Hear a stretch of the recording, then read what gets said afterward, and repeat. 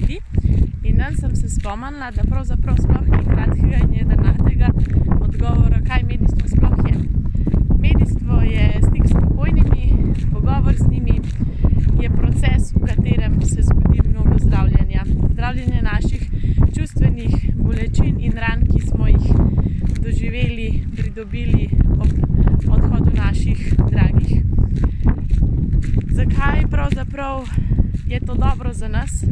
Zato, ker preko medijstva lahko začutimo njihovo prisotnost, da nas v resnici niso zapustili, da so vedno z nami, začutimo morda celo njihov objem v neko kretnjo, ki so jo z nami počeli takrat, ko so bili še fizično prisotni. Ja, res je to en proces zdravljenja in odlično vpliva na nas.